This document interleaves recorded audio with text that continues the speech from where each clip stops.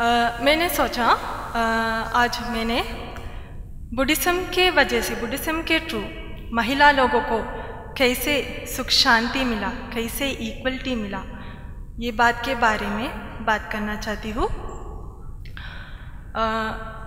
Actually Buddhism में किसी को स्पेशलिटी नहीं दिए गए, सबको इक्वलिटी दिए गए हैं, सबको एक समान, एक तरीके से सम्मान दिए गए हैं। ये बात की वजह से महिला लोगों को बहुत सुख शांति मिला है, क्योंकि आप लोगों को पता है जिस समय लॉर्ड बुद्धा ने इस दुनिया में पैदा हो गई, उस समय स्पेशली भारत में महिला लोग के लिए अच्छे हालत नहीं थे, पढ़ने लिखने की अधिकार नहीं थे, सिर्फ पति का सेवा करना और घर पे काम संभालने की ही लग जाके था।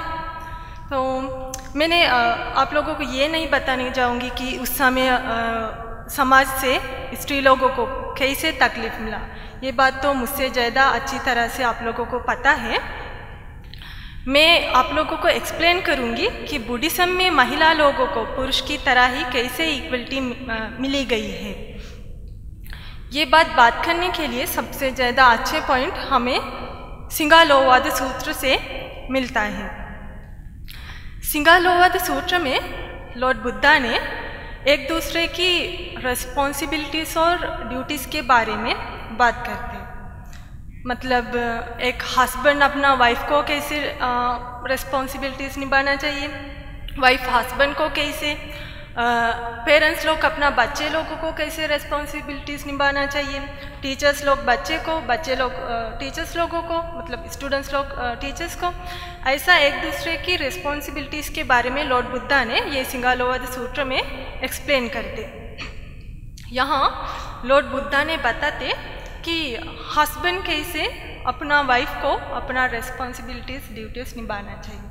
ये स्टडी करने से हमें अच्छी तरह से पता चलता कि बुद्धिज़्म में महिला लोगों को कैसे सम्मान दिया गया है। फर्स्ट वन ये है कि हाँ, हस्बैंड अपना वाइफ को डिसेंटली बात करना चाहिए, अच्छा रेस्पेक्ट देना चाहिए, कभी इंसल्ट नहीं करना चाहिए, अपने वाइफ के अलावा दूसरे औरत लोग के साथ गलत संबंध ना रखना चाहिए। और फोर्थ वन ये है कि सही समय पे अपना धन दौलत से कुछ अपना वाइफ के नाम पे कर देना चाहिए, ताकि हस्बैंड को अगर कुछ हो गई तो लेडीज़ लोगों को आगे जीने के लिए रास्ता होना चाहिए। फिफ्थ वन ये है अपना वाइफ को अच्छी खूबसूरत तोहफा वगैरह त्याग देना चाहिए, क्योंकि हम तो कैसे, हम भिक्खुनी लोग नहीं हैं, ले कम्युनिटी का है, मतलब उपासिका लोग है ना, तो कैसे लेडीज़ लोग बहुत पसंद करती खूबसूरत चीज़ें, ड्रेस अच्छा पहनना, ज्वेलरीज पहनना वगैरह है ना। तो देखिए आप लोग लॉर्ड बुद्धा कैसे ऐसा हम जैसे मामूली स्त्री लोगों को कैसे समझ लिया और वो लोगों को सम्मान देना उस समय पुरुष लोगों को कैसे सिखाया, ये सिंगालोवाद सूत्र के थ्रू। और भी मैं बताती हूँ, ये सिंगालोवाद सूत्र में पेरेंट्स लोग की रिस्पॉन्सिबिलिटीज़ और ड्यूटीज़ के बारे में लॉर्ड बुद्धा ने बताते। पेरेंट्स लोगों ने अपने बच्चों को गलत से दूर करना चाहिए, गलत काम से उन लोगों को निकालना चाहिए, दूर करना चाहिए, वो लोगों को अच्छे काम पे लगवाना चाहिए, सही समय शादी करवा के देना चाहिए, उन लोगों को एजुकेशन देना चाहिए, सही समय अपना धन दौलत से कुछ वो लोग के नाम पे करवा देना चाहिए। यहाँ आप लोग देखिए लॉर्ड बुद्धा ने कहाँ पे भी नहीं बताया अगर बेटा पैदा होगी तो ऐसे कीजिए, बेटी पैदा हुआ तो ऐसा कीजिए, ऐसा कुछ नहीं है। बस पेरेंट्स लोग को बताया अपने बच्चे लोगों को ये ऐसा रिस्पॉन्सिबिलिटीज़ निभाना है। तो इसमें से भी हमें समझ में आता है लॉर्ड बुद्धा ने अपना धर्म के थ्रू कैसे इक्वलिटी दिया गया है। आप लोग सोचिए आज के समय में भी इतना समाज डेवलप होने के बाद भी, टेक्नोलॉजी डेवलप होने के बाद भी कई जगह पे हमें सुनने को मिलता है, स्पेशली भारत में ज़्यादा सुनने को मिलता है, स्त्री लोग के साथ अन्याय होते रहता है। लड़की पैदा हुआ है तो पैदा होने के वक्त ही वो लोगों को मार डालता है, मैंने सुना है स्पेशली ये हरियाणा, पंजाब, उत्तर प्रदेश में भी होते रहता है ना। तो आप लोग सोचिए आज के ज़माने में ऐसा है तो पुराने समय में जब बुद्धा के समय में ये हालत कैसे हुआ है, कैसे था। ये सिर्फ मामूली लोग के बीच में नहीं बल्कि राजा अमात्य लोग तक वही मेंटलिटी था। ये बात के लिए एक एग्जाम्पल मैं बताती हूँ। संयुक्त निकाय में द्वितीय सूत्र में ये बात आता है किंग कौशल के बारे में। हम सिंहल में मेरे लैंग्वेज में हम किंग कौशल बोलता है, हिंदी में आप लोग कौशल होना चाहिए बोलते।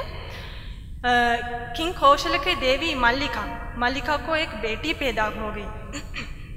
तब किंग कौशल ने लॉर्ड बुद्धा के साथ धम्म डिस्कशन में था। तब एक सर्वेंट आके उनको बताया गया महाराज आपके देवी को एक बेटी पैदा हो गई थी। तब किंग कौशल के फेस उतना अच्छा नहीं, मतलब सैड महसूस हो गई थी। तब ये बात बुद्धा को देखने में ही समझ में आ गई। तब बुद्धा ने किंग कौशल को बताया, महाराज ऐसा भी स्त्री लोग है कभी कभी पुरुष लोग से भी ज़्यादा आगे चली जाता है। ऐसा भी स्त्री लोग है पुरुषों से भी ज़्यादा श्रेष्ठ होता है।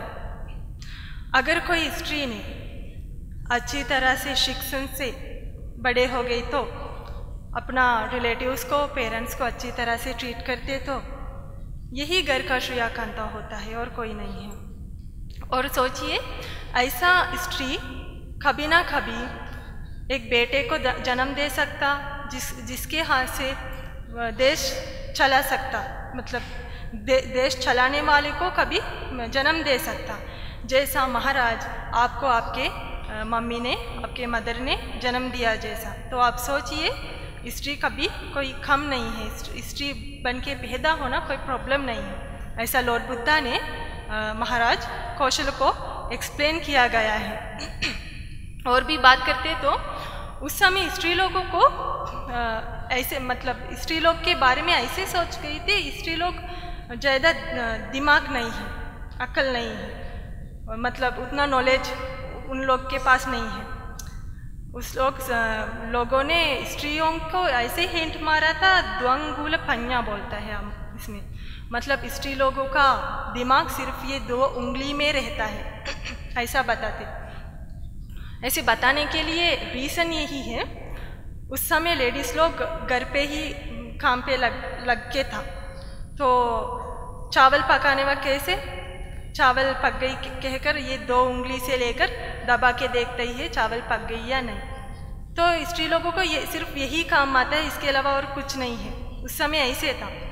लेकिन लॉर्ड बुद्धा ने कई सारे मौके में ऐसा कोशिश किया कि स्त्री लोग बहुत समझदार है, ये बात लोगों के सामने ले आने के लिए। एक एग्जाम्पल मैं बताती हूँ, कुमार काश्यप माता की इंसिडेंट। ये कुमार काश्यप माता चीवर ले लिया, मतलब भिक्षुनी बन गई। लेकिन भिक्षुनी बनने से कुछ दिन पहले वो प्रेग्नेंट हुआ, लेकिन उनको पता नहीं था वो प्रेग्नेंट है। वो चीवर ले लिया, भिक्षुनी बन गई। कुछ महीने के बाद पता चला प्रेग्नेंट है, तो लोगों ने कैसे बहुत गाली दिया। अब सोचिए उस समय की हालत के साथ कैसे डांट दिया, कैसे गाली दिया। तब बुद्धा ने अपना दिव्य चक्षु ज्ञान से बुद्धा को ये पता चलता है, नहीं ये भिक्षुनी का कोई गलत नहीं, ये तो चीवर लेने की पहली बात है। लेकिन बुद्धा ने ये खुद ही लोगों को बताने नहीं गई। सच्चाई सामने ले आने के लिए बुद्धा ने बुद्ध शासन की अग्र उपासिका विशाखा को ये काम, ये रेस्पॉन्सिबिलिटी दिए गए। और कैसे प्रेग्नेंट होने के बाद सिम्टम्स हम आता है कुछ महीना जाने के बाद वगैरह है ना, वो सब ध्यान से देखकर फिर विशाखा ने वो सब लोगों के सामने ले आया। आप लोगों को समझ में आता होगा, मुझे हिंदी थोड़ा मुश्किल है। लोगों के सामने ले आया, साबित कर दिया नहीं ये कुमार काश्यप माता की कोई गलती नहीं है, ये चीवर लेने की पहली बात है, ऐसा एक्सप्लेन कर दिया। तब सोचिए बुद्धा को ये खुद ही लोगों को बता सकता था, लेकिन बुद्धा ने कैसे विशाखा को ये लोगों को साबित करने की चांस दे दिया था। तो लोग बहुत विशाखा के ऊपर बहुत खुश हो गए थे, ये तो बहुत समझदार है, ऐसा है ना।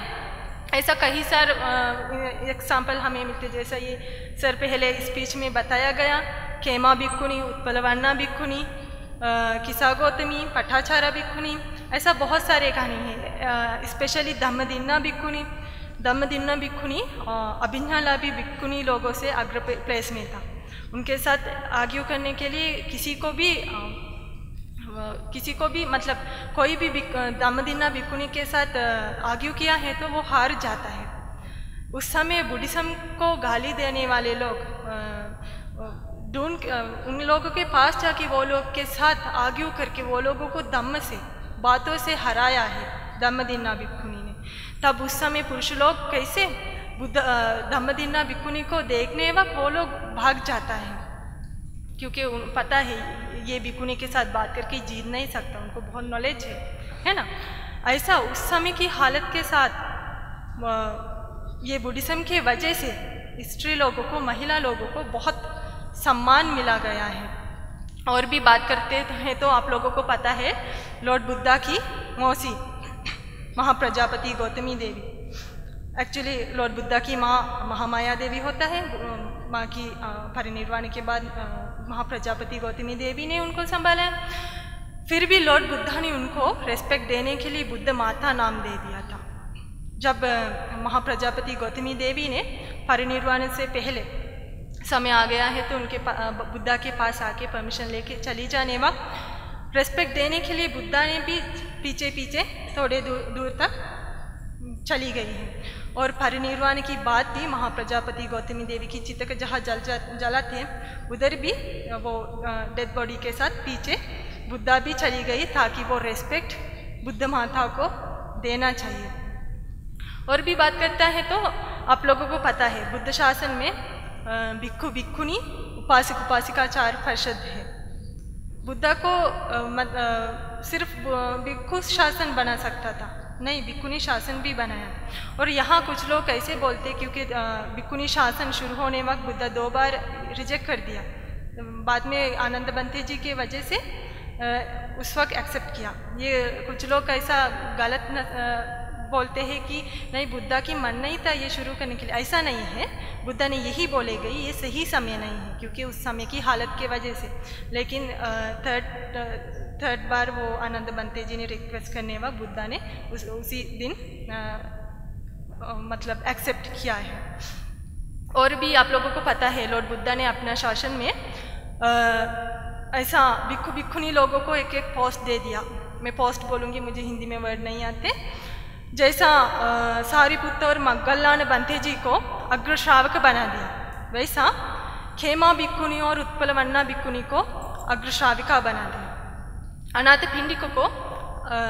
पिंडिक सेठ को संबुद्ध शासन की अग्र उपासक मतलब अग्रदायक मतलब दान देने वालों से अग्र प्लेस, वैसा दान देने वाले लोग से अग्र प्लेस विशाखा को दे दिया। वैसा बहुत सारे भिक्खुनी और भिक्खु लोगों को सम्मान मिला गई है, मतलब इक्वलिटी मिला है। तो आप लोग सब सुना होगा करणीय मित सूत्र। इसमें एक पाठ है, माता यथा नियम पुत्रं आयुषा एक पुत्र मनुरखे एवं सब भूतेषु मानसं भावे अपरिमाणम।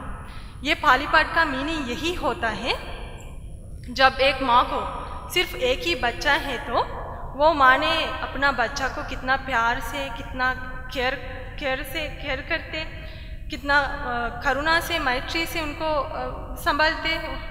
तो वैसा हमने हर किसी को वैसा ट्रीट करना चाहिए, चाहे वो लेडीज़ हो, जेंट्स हो या कोई एनिमल हो, प्राणी है तो सबको एक ही तरीक़ा से हमने ट्रीट करना चाहिए।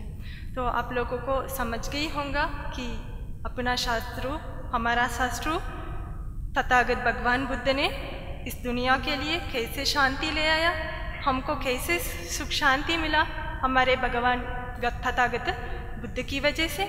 तो हम भी हमारे तथागत बुद्ध की धर्म के रास्ते में चलना चाहिए। नमो बुद्धाय।